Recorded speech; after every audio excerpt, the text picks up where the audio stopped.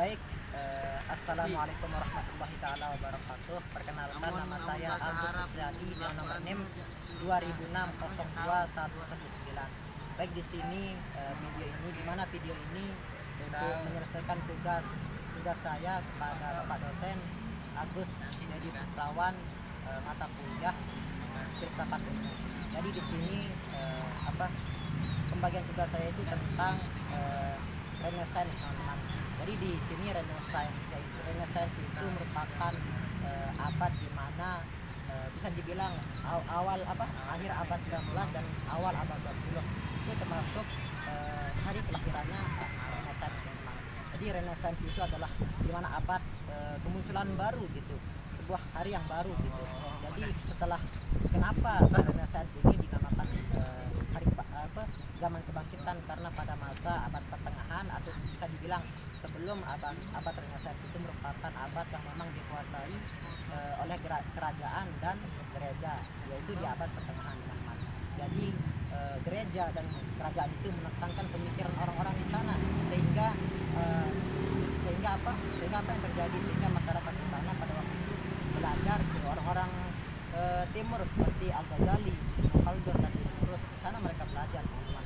Sehingga pada waktu itu ketika pemikiran orang-orang tengah itu sudah bisa dibilang dikatakan filsuf, bisa juga dikatakan orang-orang yang berpikir secara mendalam, sehingga mereka kembali ke abad, sehingga mereka kembali ke barat itu di zaman abad pertengahan ini. Sehingga dengan pemikiran-pemikiran orang-orang sudah belajar ke timur itu menggugurkan orang-orang gereja dan orang-orang kerajaan ini, sehingga timbullah yang dinamakan dengan Renaissance atau hari kebangkitan, atau yang bisa dibilang zaman modern lah. Di sini zaman modern. Itu sedikit tentang Renaissance. Jadi di sini ada beberapa tokoh yang saya dapatkan tentang Renaissance, yaitu yang pertama Francis Bacon, teman-teman. Jadi Francis Bacon ini merupakan seorang filsuf Inggris yang lahir pada tahun tidak salah 1561 kalau tidak salah. Itu kelahirannya. Di mana Francis Bacon ini merupakan filsuf yang memang bisa dikatakan seorang filsuf, negarawan, politikus, dan penulis dan pemikir juga. Sedangkan bahkan karena penulisan dan pemikirannya itu membuatnya bisa dibilang menitik beratkan sains pada eksperimen yang lebih dikenal dengan metode Bacon namanya. Itu tentang Francis Bacon, di mana Francis Bacon ini menyodorkan sedikit tentang apa yang dia sodorkan terhadap dunia. Jadi di sini Francis Bacon itu menyodorkan tentang empirisme. Empirisme ini adalah orang-orang yang mempercayai alat indranya atau matanya sebagai ilmu pengetahuan. Jadi empirisme ini adalah orang-orang yang percaya apa yang ia lihat itu adalah ilmu pengetahuan, teman-teman.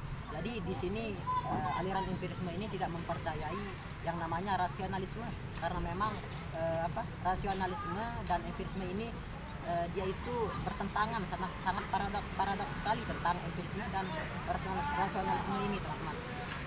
Mereka itu saling bertolak belakang, di mana aliran empirisme menekankan pada indrawi, bahwa sesuatu apa yang kita lihat, yaitu secara pengalaman, dan empiris merupakan itu yang dipercayai oleh aliran empirisme. Bahkan ini adalah aliran yang memang dipercayai oleh Francis Bacon. Nah, di aliran empirisme ini, sebelum aliran empirisme ini lahir, ada yang namanya dengan rasionalisme yang menyebarkan pada rasionalismenya, teman-teman.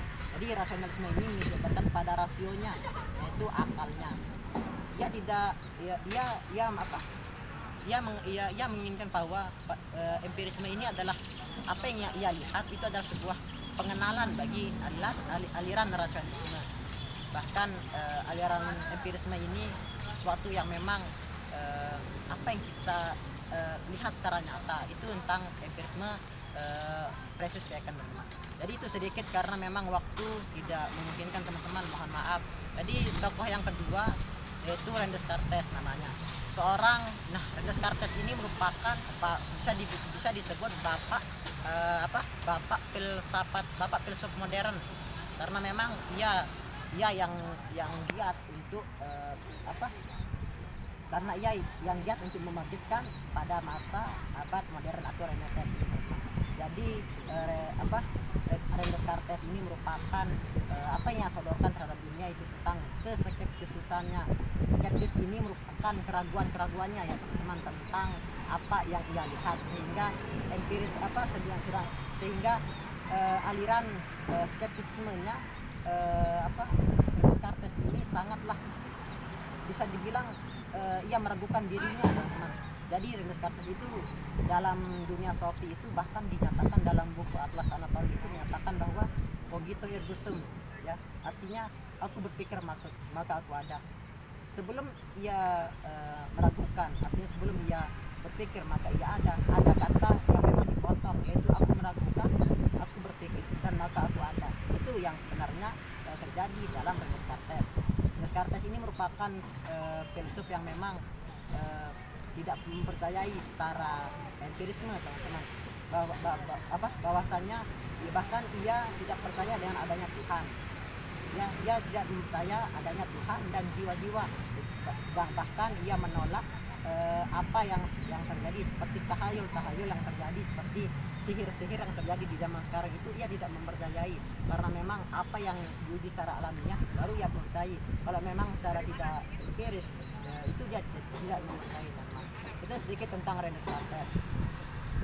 Jadi di sini filsuf yang ketiga yaitu David Hume teman-teman. David Hume ini murid dari seorang filsuf yang bernama John Locke. John Locke ini merupakan filsuf yang memang dan teorinya itu tabula rasa. Tabula rasa ini jadi tabula rasa ini memang bahwasanya manusia itu berasal dari yang putih, artinya seperti kertas, ya, seperti kertas yang memang tidak punya apa-apa, sehingga pengalamanlah yang memang mengisinya atau yang mengukirnya jadi kertas itu. Sehingga David Hume ini merupakan filsuf sebuah filsuf empirisme. Di dalam empirisme di samping empirisme itu ada skeptisnya atau skeptis lah bahasanya. Nah, di sini skeptis itu ya lebih radikal terhadap apa yang skeptis terhadap Descartes. Jadi bahwasanya di sampingnya tidak mempercayai Tuhan, bahwasanya David Hume ini tidak mempercayai Tuhan. Di samping itu pula ia mengatakan bahwa ia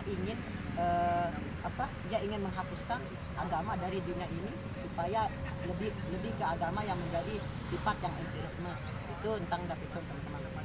Yang keempat itu tentang Immanuel Kant. Immanuel Kant ini adalah seorang filsuf yang memang beretika, sehingga teorinya itu tentang tentang moral lah, tentang etika. Sehingga dalam bukunya itu tentang Critique of Reason itu menyatakan tentang penyelidikan, tentang riset tentang etika moral teman-teman. Jadi latar belakang teori dari Immanuel Kant ini merupakan realitas kehidupan dari Immanuel Kant sendiri, karena memang Immanuel Kant ini teman-teman adalah seorang filsuf yang bisa dikatakan rapi, bisa dikatakan filsuf yang memang pikir yang imajinasinya luar biasa teman-teman. Bahkan teorinya itu sedikit tentang etika, tentang moralitas atau etika moralitas itu bagaimana tentang etika. Bahkan di dalam filsafat Yunani itu Immanuel Kant membagi menjadi 3 teman-teman, yaitu logika, etika dan estetika. Jadi logika ini adalah sesuatu yang bersangkutan dengan jadi Immanuel Kant itu dalam filsafat Yunani membagi filsafat Yunani itu menjadi 3, yaitu logika, fisika, dan etika. Jadi logika itu sesuatu yang berkaitan dengan rasio teman-teman. Rasio itu adalah akal pikir kita, apa yang kita gunakan saat ini teman-teman. Jadi fisika itu sesuatu yang berkaitan terhadap alam sekitar, atau bahasa sepotongnya itu law of truth itu bahasanya. Sedangkan etika ini adalah pusat dari teorinya Immanuel Kant teman-teman. Jadi Immanuel Kant ini merupakan tentang teorinya itu tentang etika. Ini adalah bagian dari teori dari Immanuel Kant itu sendiri. Mungkin hanya ini yang dapat saya sampaikan teman-teman. Kurang dan lebihnya saya mohon maaf. Wallahul muwaffiq ila aqwamit thoriq. Wassalamualaikum warahmatullahi wabarakatuh.